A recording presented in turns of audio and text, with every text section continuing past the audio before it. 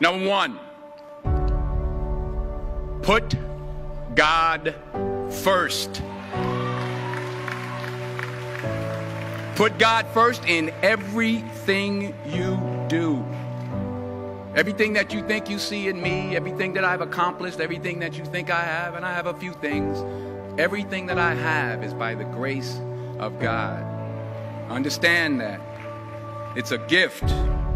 40 years ago, March 27th, 1975, it was 40 years ago, just this past March, I was flunking out of college. I had a 1.7 grade point average.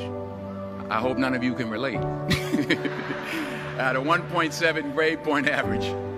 I was sitting in my mother's beauty shop. They still call it beauty shops now? What they call it now? Yeah, I'll sit in the beauty parlor. I was sitting in my mother's beauty parlor, and I'm looking in the mirror, and I see behind me this woman under the dryer. And every time she looked up, every time I looked up, she was looking at me, just looking me in the eye. And I didn't know who she was, and I said, she said, somebody give me a pen, give me a pencil, I have a prophecy. March 27, 1975, she said, boy, you are going to travel the world and speak to millions of people. Now, mind you, I was flunked out of college. I'm thinking about joining the army. I didn't know what I was going to do, and she's telling me I'm going to travel the world and speak to millions of people. Well, I have traveled the world, and I have spoke to millions of people. But that's not the most important thing, the success that I had. The most important thing is that what she taught me and what she told me that day has stayed with me since. I've been protected. I've been directed. I've been corrected. I've kept God in my life, and it's kept me humble. I didn't always stick with him, but he always stuck with me. So stick with him in everything you do. If you think you want to do what you think I've done, then do what I've done and stick with God. Number two, fail big. That's right. Fail big.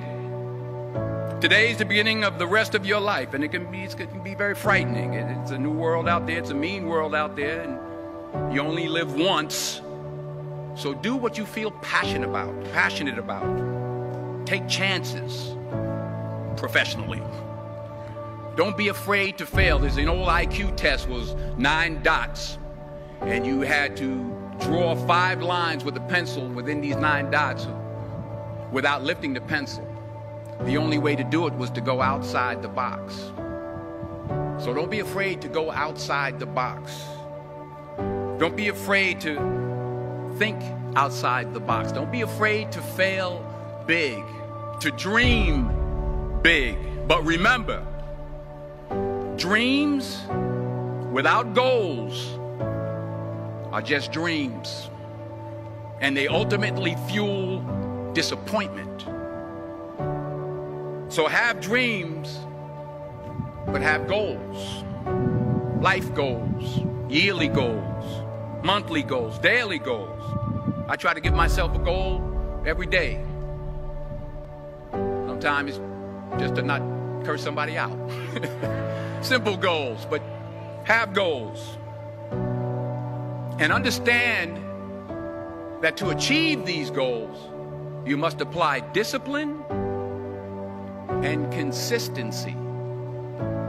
In order to achieve your goals, you must apply discipline, which you've already done, and consistency every day, not just on Tuesday and miss a few days. You have to work at it every day. You have to plan every day. You've heard the saying, we don't plan to fail, we fail to plan. Hard work works. Working really hard is what successful people do. And in this text, tweet, twerk world that you've grown up in, remember, just because you're doing a lot more doesn't mean you're getting a lot more done. Remember that. Just because you're doing a lot more doesn't mean you're getting a lot more done. Don't confuse movement with progress. My mother told me, she said, yeah, because you can run in place all the time and never get anywhere. So continue to strive, continue to have goals, continue to progress. Number 3, you'll never see a U-Haul behind a hearse. I'll say it again. You'll never see a U-Haul behind a hearse. I don't care how much money you make, you can't take it with you. And it's not how much you have. It's what you do with what you have.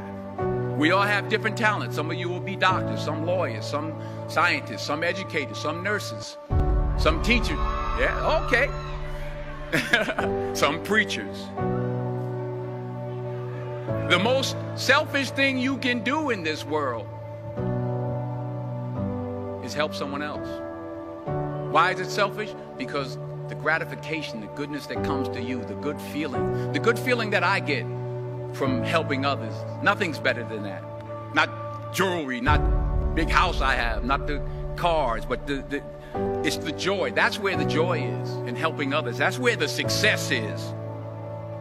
Finally, I pray that you put your slippers way under the bed tonight, so that when you wake up in the morning, you have to get on your knees to reach them. And while you're down there, say thank you for grace. Thank you for mercy. Thank you for understanding. Thank you for wisdom. Thank you for parents. Thank you for love. Thank you for kindness. Thank you for humility. Thank you for peace. Thank you for prosperity. Say thank you in advance for what's already yours. That's how I live my life. That's why I am, one of the reasons why I am today. Say thank you in advance for what is already yours. True desire in the heart for anything good is God's proof to you, sent beforehand to indicate that it's yours already. I'll say it again. True desire in the heart, that itch that you have, whatever it is you want to do, that thing that you want to do to help others and to grow and to make money, that desire, that itch, that's God's proof to you, sent beforehand already to indicate that it's yours. And anything you want good, you can have. So claim it. Work hard to get it. When you get it, reach back. Pull someone else up. Each one, teach one. Don't just aspire to make a living.